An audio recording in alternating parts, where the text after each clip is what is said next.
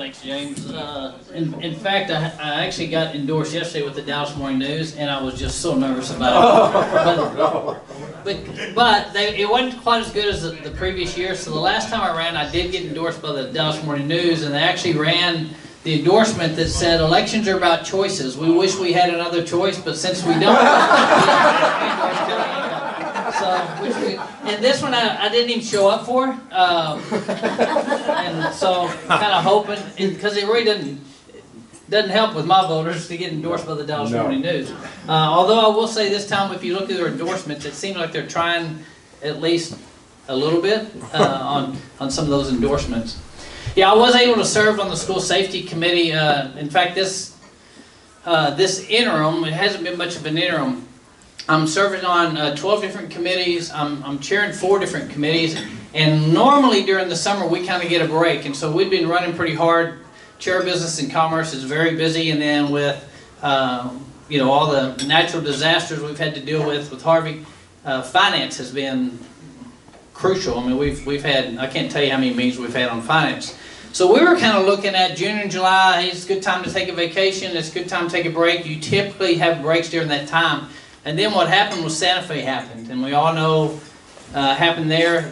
Then the Lieutenant Governor gave me a call, and because of my school board background, he asked if I'd be willing to serve on the interim committee for school safety. That school safety interim committee, we met twice in June and twice in July, and I'm going to read those so that I get them right. Essentially, the first charge that we had 4 different charges, was improve the infrastructure and design of the Texas schools and reduce security threats, and discuss various proposals to harden school facilities, including limited access points, improving screening and detecting of weapons, retrofitting school facilities, and improved locks, emergency alarm systems, and monitoring cameras. So that was our first hearing, and if you'll remember back then, I'll take these one at a time rather than reading them all and then coming back. If you'll remember, Lieutenant Governor originally came out after Santa Fe and talked about our facilities and how we needed to look at facilities and entry points and exit points and make sure that we had those secure. And initially the media started making fun of him until, because they don't care for him much either. But until then the experts started saying the same thing.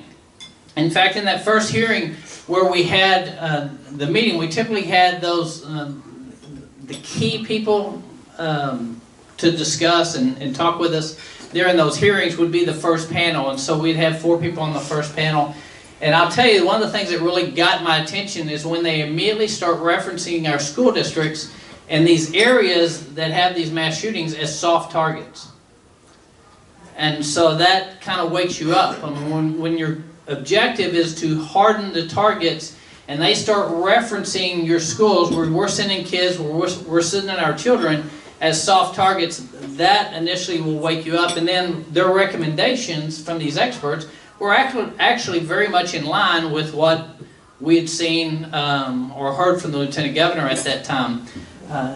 We are looking at that, and one of the things areas we're looking at that is working with the TEA. So one of the things that came out of this is having TEA, they'll come in and do audits from time to time, but to have safety audits that we, at the state level, we provide some guidelines, and then we have audits where the state would come in and look at those types of facilities and give recommendations so that we have experts on that where the state's absorbing a lot of that cost, but then we're providing the experts that go out to the different facilities.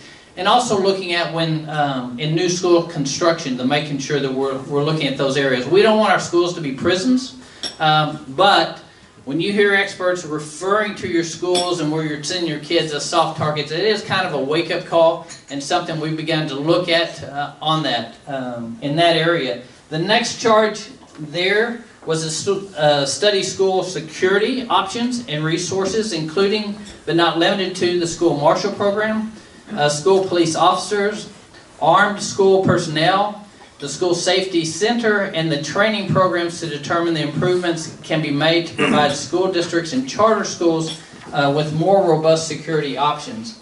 One of the things we looked at here, in fact this was kind of interesting because a couple of sessions ago I actually carried the school marshal piece of the legislation. That was legislation that was really developed with school districts with our DPS and others that was designed around a way to increase security on campuses, provide training. It was 80 hours of training. It was secure firearm at the facility. In fact, in the discussion, I'll kind of go there. But it's the same type of training that our police officers would take, that teachers would volunteer for them. And the way that would operate, the school districts volunteer for that. They choose to do that. Argyle, for example, is one. If you go by Argyle, they have a sign out front that says, "Our teachers carry," which is kind of a warning. In other words, what they're telling their people is, Argyle schools are not soft targets.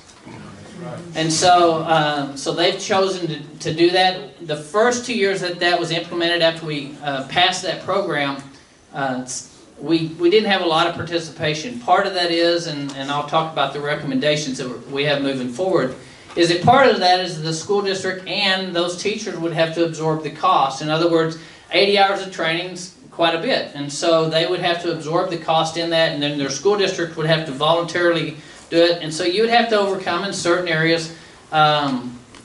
Being a soft target is politically, I guess, what we have more school districts that would prefer to be a soft target on that than it would be to harden it. Convincing districts to harden and to provide those with firearms available and proper training would be a little more difficult. But what we've seen since Santa Fe is we've had nearly 3 times the number of school districts participate in that program, literally in the 6 months following Santa Fe that we had in the 2 years since the legislation passed. And I think what we're going to have, in fact my staff, Chris, you remember who participated in that?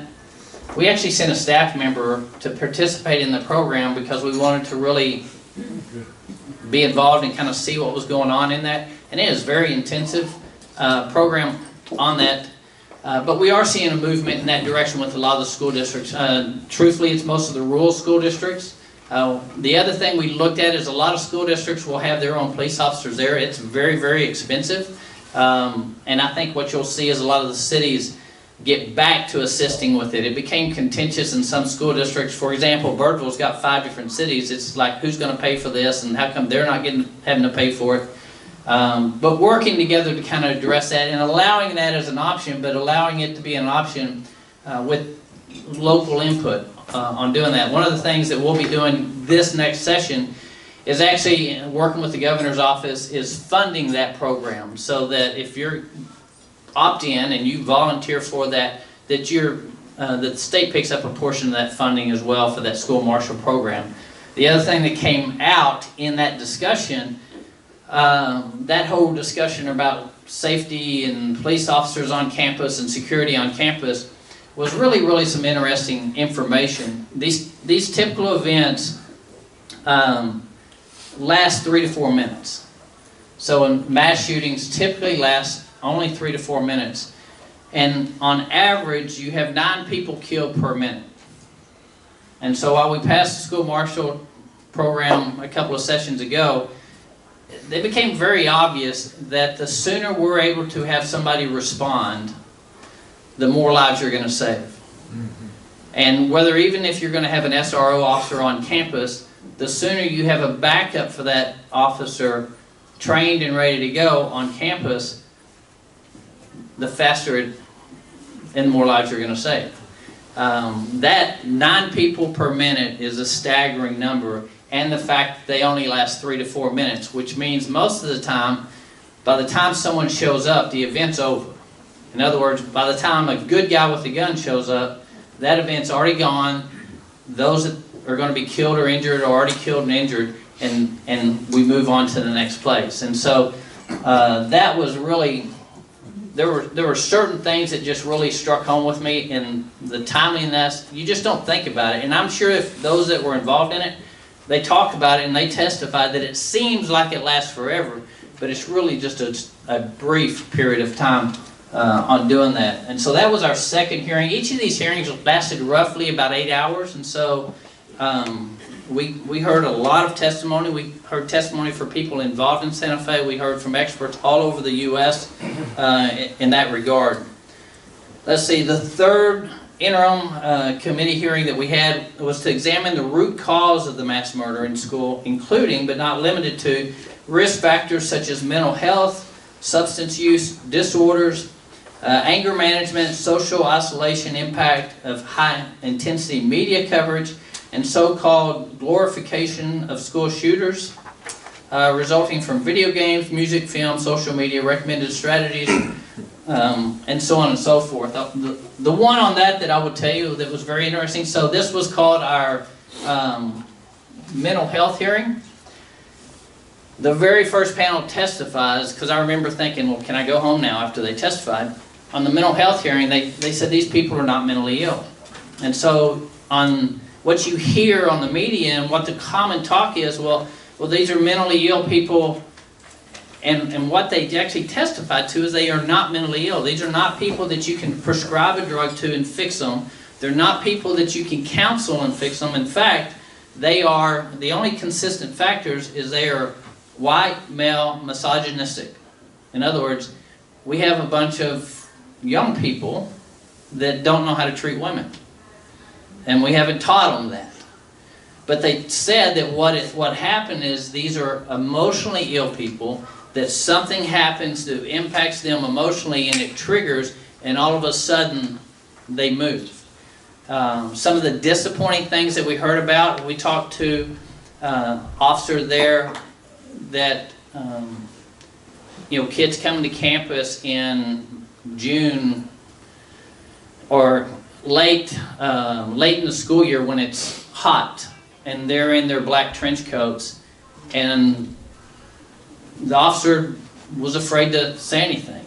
That we're fearful, and that's kind of what came out as well. We're fearful to offend or confront any individuals, which actually prevents us from finding out if they have a problem. And so one of the big things out of that was that having personnel trained, both officers and others on campus and teachers trained to recognize these signs of emotional issues and to have that relationship with the students so that they can catch that and begin to have a discussion rather than essentially what happened in this case, ignoring something that was clearly unusual and out of the ordinary, and the trench coat was used to hide firearms. But we didn't want to offend somebody in the trench coat because we didn't want to offend them. And so a lot of these issues, we're going to, it's changing the mindset. It's changing that mindset of we don't want to offend anybody. It's changing that mindset of, we don't want any guns on campus. It's changing that mindset of what our campuses are. And when you have to harden an asset, when you have to harden a school district, when you have to harden a facility, you've got to start thinking a little bit differently, and clearly that's what Santa Fe did. And the key here is changing that mindset of these are mentally ill people that we just got to get them, and we've got to get them treated. And I mean, literally, it was the first thing that came out in that hearing, and you're sitting there thinking, I'm going to have a full day of mental health issues and talking about how we need to fund mental health more, which the state's done tremendous work in not only funding mental health at a greater level, but we funded it in so many different areas, and now we're consolidating that to see where all we're funding and what kind of dollars are being used. We would fund that. Criminal justice would have some funding, and Health and Human Service some funding, and education would have some funding. So we, up until really just a couple of sessions ago, we never had a consolidated source of being able to see what's the total funding that we're doing on mental health. And how are we working together, and when they graduate from school, what are we doing to make sure that they're connecting with our public safety personnel to make that transition on doing that. But literally the first thing comes out is this is not a mental health issue. And again, there were just certain things as we went through this that were just wake-up calls that you went, it made perfect sense, right? But you just not thought of it in that way before. The fourth hearing we had was in July, and it was to examine whether current protective order laws, this kind of got everybody's attention, order laws are sufficient, or whether the merits of extreme risk protective orders or red flag laws should be considered for seeking temporary removal of firearms from persons who pose an imminent danger to themselves or others, only after legal due process is provided with burden of proof. And really, this kind of got conservatives. You heard red tag and boom, everybody went off. What we really found out is we have substantial laws on the books that if someone feels threatened, that if they go to the proper authorities, then that can already be addressed. So we really kind of walked away from there seeing that the laws on the books, the only gap really that we notice in there is there are laws that allow you, if you feel threatened by somebody and you go to the proper authorities and those firearms are removed, we really don't have a mechanism for them, for when do they get them back, right?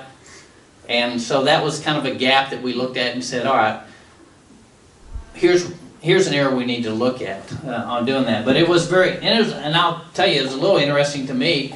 The process is pretty smooth and pretty easy in order to go and start that process if, you know, a spouse or any other, you feel threatened and somebody has a firearm. That we've got things on the books currently on doing that. So that's kind of where we kind of went through. And like I said, we went, I want to say, probably pushing 40 hours of hearings on those issues. And the big takeaways I kind of shared with you tonight. The governor's got his plan. What will happen, and the way this kind of works, is the governor comes up with his plans and initiatives with his staff, and that he's had focused on this. And then you'll see the House come up with their plan, and the Senate come up with their plan, and then by the time session's over, we'll coalesce. But I'm going to guess you may see as many as 10 to 15 pieces of legislation dealing with each one of these separately on different areas. I mean, whether it be TEA training on how to recognize emotional distress, you know, there'll be some type of laws and possible funding on hardening facilities and kind of giving leeway on that, along with allowing districts to move in that. Probably funding for the school marshal program, I guess, as that goes. I know the governor's already taken it out of his funds to pay for some of that training, and so I imagine we'll kind of do some of that.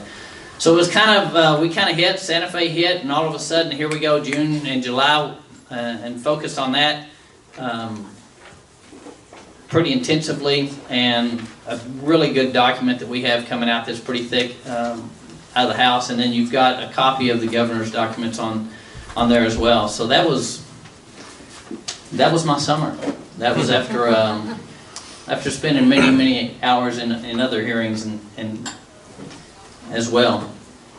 So, and we'll go to Q&A if you have questions on that. I kind of tried to buzz through it so that we could let y'all kind of ask questions that you had in mind, and it may spur something that we had. You ready now? Sure.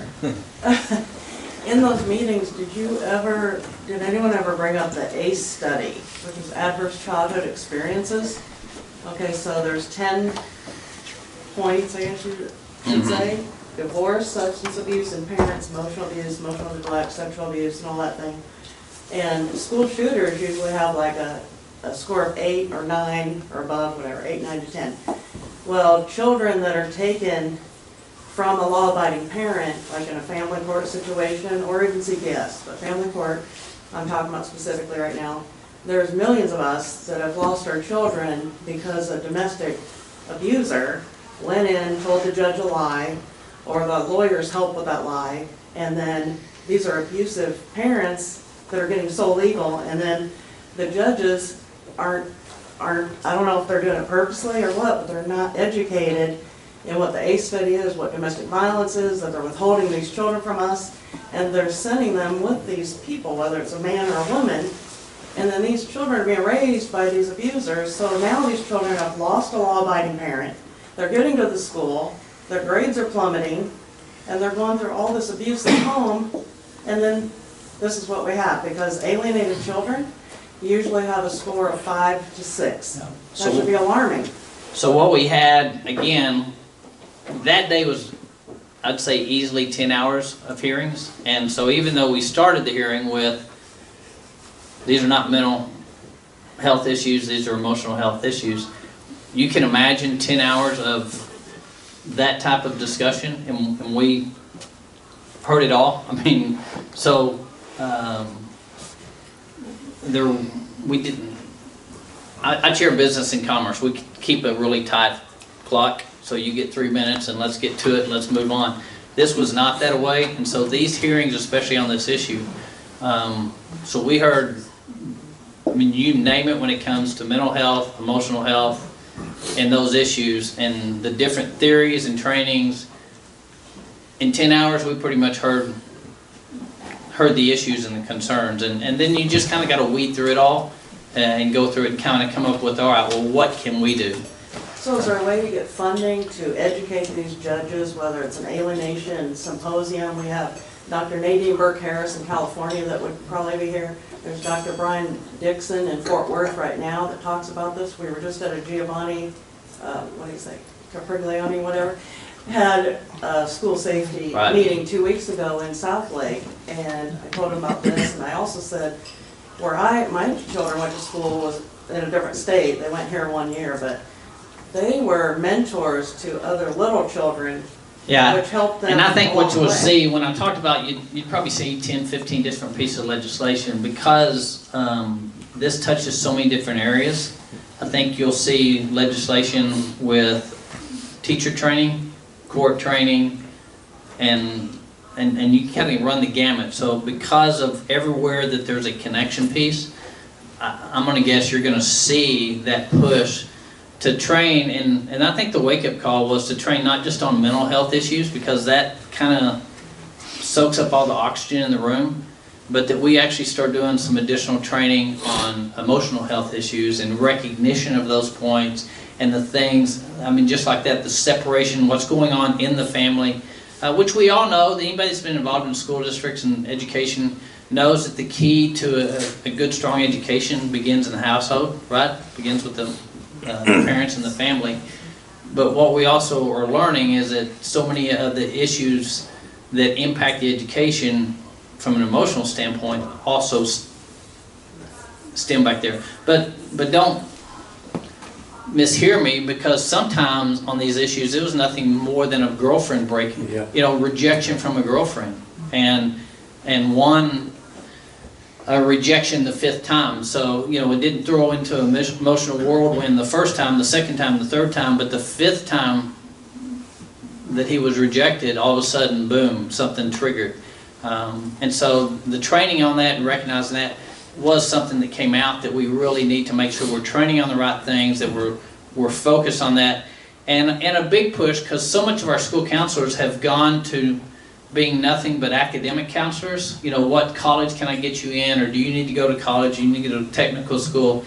But getting back to addressing these type of needs, or at least recognizing them, rather than it just being about, how do I get you into the next college, or how can I help you on, Another, real quick though, just to touch on this to add.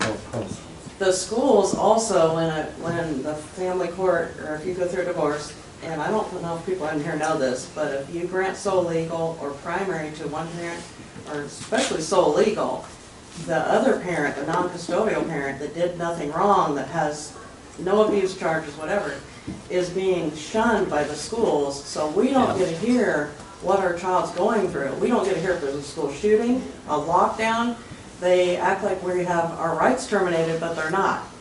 And probably that issue, it sounds like your issue is more of a court system issue than really, it's actually national, than what we got, it's actually, than the school safety. all over.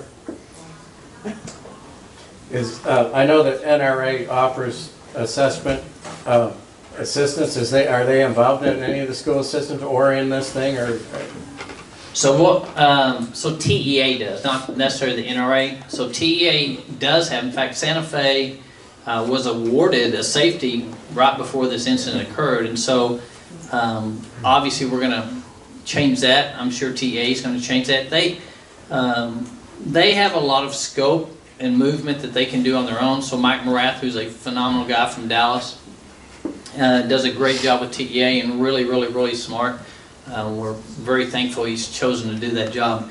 They'll be changing their assessment and providing assessments for school districts.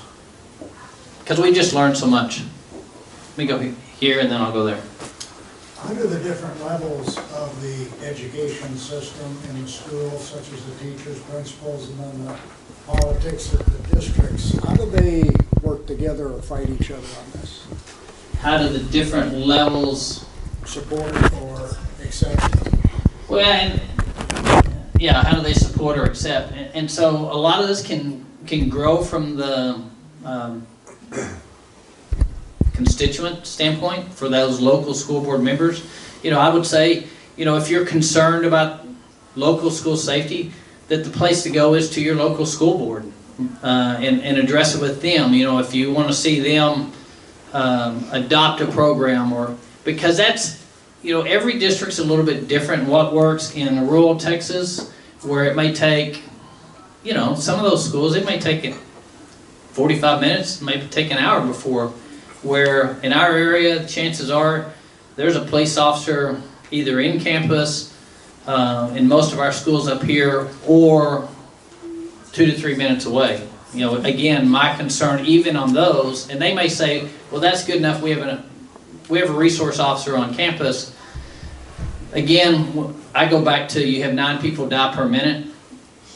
The faster you can have somebody trained, ready to show up and be there and engage, the better off we are. I mean, it wasn't that many years ago that we used to have hide in place.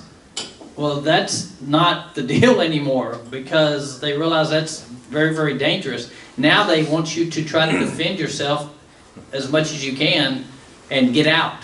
You know, avoid everybody being in one place when that happens. Tracy? Senator Hancock, I work Kelly's really good. We're all friends here.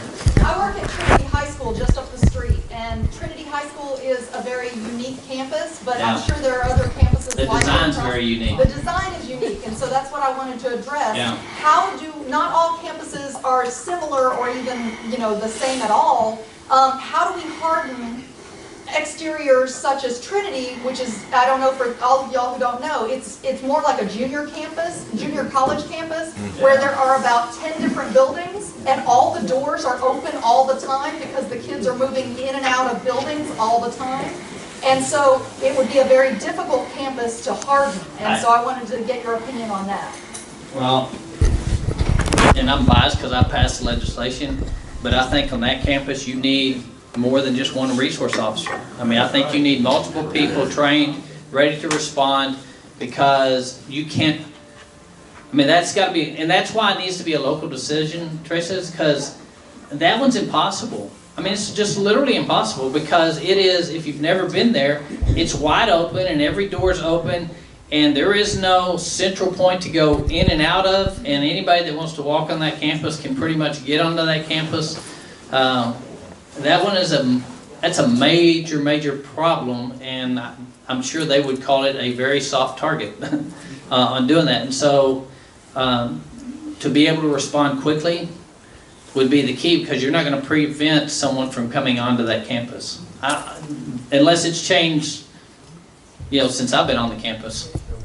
So no, that's a great point, and it kind of tells you how our minds got to change in these as we develop these campuses, and how we've really got to be, you know, when they designed that, they never ever thought of mass. I mean, you never thought about mass shootings and sending your kids to school. What you wanted them in at that time, I guarantee they said, we want them in an environment so that they can easily transition to college. Okay, well, it's a great thought. It's just in this day and time, it's hard to do, and that's a tough one for those board members.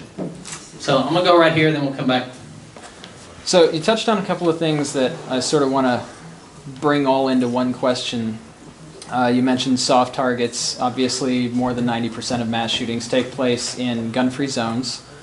You mentioned cost. Obviously, all of these proposals that are in the governor's plan would take a considerable amount of funding, whether it was local or state or federal. And then there's the hardening issues that come with campuses that may or may not have structures that can be secured. Now, I work over at Dallas Independent School District, and we have a lot of schools. And I'm in and out of a lot of those campuses. And what I notice is that while we have our own district police department, we'll have officers generally on the middle school campuses only, full-time, maybe the high schools, but never the elementary schools. 4 other states allow people with licenses in their states to be able to carry in their schools across the entire state. So would you be willing or able to support something like that? Okay, so the question is, would you allow license to carry onto the campuses? So we already have a statute that allows that. It's the local district allows it. You don't have to have training. So we have basically, if the school district chose, they could just say, hey, if you've got your license to carry, you can bring on campus without any restrictions. I mean, so that's already in the statute. Then we have the school marshal, which is fully trained, secured weapons, and voluntary. So Right. we already have a statute that would allow that. It really is up to the local district to do that. Okay. And so we're already there at the state level. You just don't hear about it because very few school districts actually do it. But you bring up a really good point, and I don't know if y'all heard him or not. But one of the points he brings up is that those that have resource officers or have their own police department, which Dallas ISD has their own police department, typically their focus is on the high school. And if they have enough money or willing to spend enough money, maybe the middle school on a rotation basis, but never the elementary school. And mass shooters really don't care. And so that is another thing that came out, is very, very few of our elementary schools are actually protected. We focus on high school and middle school. Right. And really mostly high school. And the cost of additional police would and the additional pretty large. And I think Tracy brings up a good point. When we talk about these issues, these aren't issues that are going to change overnight. You know, they're not going to tear down Trinity High School and rebuild it, and they can't. You know, I don't know how they would structurally change the design makeup of it, just from an HVAC standpoint and everything. I mean, just and so this is something that, as a state, we're going to have to put focus back on. That's why you establish a program with TEA that will be an ongoing program, so that when new schools are built, they don't forget to think about these things, and you put it into the construction projects, and it gets evaluated at state level to say, hey, look, I'm glad you thought about preparing those kids for college, but let's make sure they can get there. We need to make sure it's a safe place as well. And so that's why we've got to think long term at a state level, that just because we get farther away from Santa Fe, which it wasn't that long ago, and people have already kind of forgot about it, that we have some structural involvement at the state level that make sure that we continue to move in this direction, rather than people's emotions going somewhere else and all of a sudden they're off on something else, and we just start building schools that feel good again. And go here and then we'll go back. Just in the idea of, you know, gun-free zones and all this kind of stuff, are there any considerations to removing the gun-free legal label to school district? I mean, I know Dabney doesn't want me packing in his courtroom, but outside of that, you know, this stigma that, you know, schools are gun-free zones, so that inherently softens the target of every school. And it does, and that's why guys like myself talk about it. You know, where I'm guessing most of our school districts are gun-free, and all I'm doing is conveying what the expert told us, is those are soft targets. Now, it's up to the local school district, and it's frankly up to you as local citizens to decide to get engaged on the issue, because my guess is politically that'll be hard to change. But also, in my opinion, that probably needs to change. So, I'll go back here and then we'll come. Yeah, no, it's her. It's her. Okay. It's had her hand up 15 times. It's her. Go ahead. We just recently but a couple weeks ago went to a PTA education forum, and it was heavily attended by Democrats. And it was a room full of teachers, administrators. There was, you know, a couple of conservatives there. And what's bringing it to mind is because they consistently were saying we need to soften our schools. And so I think it's ironic, and I wondered what the TEA, how they were going to work between the political parties on, coming to a consensus. And at that meeting, they wanted to expand mental health and, bring in all these mental health people. And of course, fiscally, I don't know how we're paying for any of this, but the government's in the school too much as it is. I mean, put in some metal detectors, put in marshals, and that's good. And if the teachers want to carry, and I do agree that different districts have different needs, so they would best be able to address their own needs, but softening and bringing in all this mental health, especially when you're saying that wasn't even a key factor. Yeah, and like I said, I think this will be a tough issue locally, because it just will be a tough issue locally. I mean, it's one of those deals that I think the more option and choices that we give parents, that that's where this make a difference. Where you can say, look, I get you want your school to be gun free, but I want my child to go over here, and we don't really have that much of an option on that. But we've seen where that creates a little bit more of this environment, is because they're going, look, I want my child to be in a place that's not quite so soft. So if y'all want to make your school soft, make them soft. I want to go somewhere else. So, we'll take one more. Yes, good evening. First of all, taking off from this lady's thing, I'm kind of scratching my head. Your approach seems to be making schools more and more of an Armageddon type situation. How do you think our children are going to learn and come in a learning mind frame when we are increasingly turning to more and more hardening tactics? That seems to be fundamentally flawed. Now, you talked about earlier, these boys are coming and shooting up the schools. One part of the factor is misogyny. Now, Dr. Warren Farrell just published a book about 6-8 months ago, The Boy Crisis, which clearly links lack of a parental figure and family shredding as the cause of it. Now, unfortunately here, what we have is the state of Texas, the Attorney General's, Texas Attorney General's own words from 6 months ago in North Richland Hills. The state is bringing in over $1 billion into its budget from the title, Social Security title, IVD funding, which is profiting from family shredding. And then now on the back end, we are having this problem of school shootings and all these problems here. Fox News, National News, Tucker Carlson tonight, back in March, reported Men in America show for entire month of March, every Wednesday, where he clearly showed there is a consistent pattern of covert man-hating going on, which is backed by the government, both the state and federal government. Now, why do you think these boys do that? If you put them in an environment where there is a covert environment where boys are constantly being put down, these guys are going to rebel. Where is your plan to address that root cause? In Holland, when there was a hole in the dike, the little boy came and stuck his finger in the dike and fixed the problem. You want to spend $110 billion at the back end. You spend $5 billion in the front end, you'll fix this problem here. I'm scratching my head thinking, do you guys even pass the basic test of running the state efficiently with financial responsibility and astuteness? I'm really left scratching my head what's going on here. Well, and I will be happy to talk. And I appreciate your comment. But I will tell you, you clearly don't know me very well if you think I want to spend $100 billion.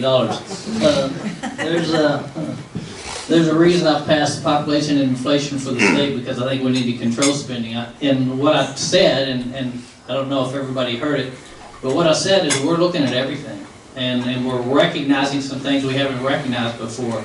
And I think it was me that said that it is young men that don't know how to treat women is the core and the crux of it. And I think it was me that said earlier that the key is parental involvement in our kids' education, and I think that should be from the very beginning.